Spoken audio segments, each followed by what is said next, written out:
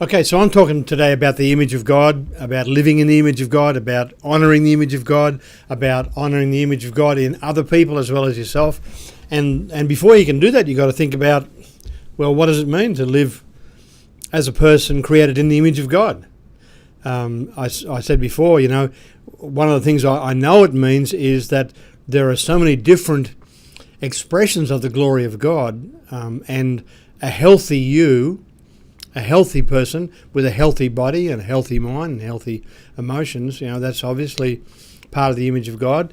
But of course, to get a definition, we got to look at the person of Jesus Christ, because he was the express image of the invisible God. He was the person on earth who lived totally out of a person having been created in the image of God.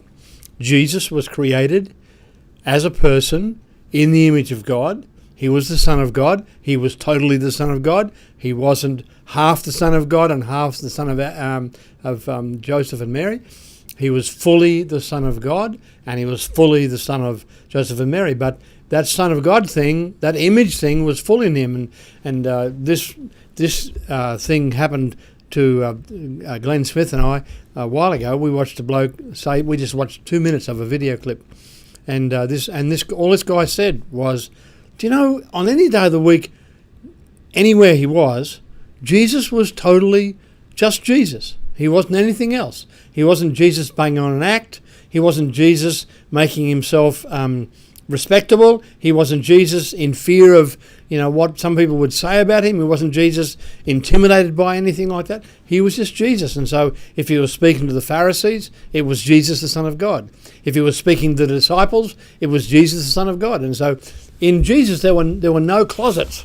And so if Jesus never went into a closet, if he never had anything to hide, if he was always just simply being Jesus the Son of God, whether he was with his family, whether he was in Jerusalem or in Galilee, whether he was in the temple, whether he was talking with the religious leaders, whether he was with publicans and sinners and whatever else, the other people he hung out with, whether he was with men or women, he wasn't saying something to placate those people. He wasn't saying something to somehow precipitate their favour. He was just being fully and completely the Son of God, and that in itself was a proclamation of the kingdom of God. So on any day of the week, you'll see that Jesus was a son, a citizen of the kingdom of God fully. So if you want to get an idea of what it means to live as a son of the kingdom, as a son or daughter of the kingdom, then just go look at Jesus and just look at the way he lived in all kinds of circumstances. Somewhere between 100 and 200 little video clips we have of Jesus recorded in the Gospels, different ones, and different angles and different camera angles and so forth. But we get Jesus, and Jesus is totally and completely the Son of God. He's never anything less than that. He's never anything different from that. And so, when he's speaking to his mother, he's the Son of God.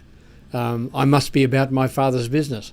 When he's speaking to the disciples, he's speaking as a friend, but he's the Son of God. He's the Son of God friend. He isn't just in friend mode.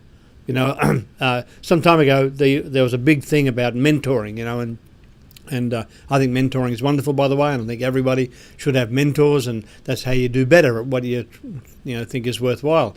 If you go play sport, you get a coach. You play golf, you want to get better, you go get a professional to come and talk to you about that. If you want to become better emotionally, you go see a psychiatrist. If you want to become better physically, you go see a doctor, etc., etc. So, the mentoring thing was on, but there was all this kind of thing about mentoring questions, and suddenly the mentoring question became more important than the mentor. And so I was with one of my mates, and he asked me this question. I knew where he got the question from. He got it from a book about mentoring, and it was a great question. And I said, hey, listen, mate, don't give me the mentor deal. We're just hanging out here, and I know who you are, and you know who I am. We can talk about anything. If you want to ask me a question, but ask a question because you, fully you, want to ask me, fully me, a question. Not, I'm now in mentor mode. I'm now in counselor mode. I'm now in professional mode. I'm now in, all that kind of stuff. It really is so much rubbish, because the real deal is us living fully as sons and daughters of our Heavenly Father. And that is the deal. That is the total deal.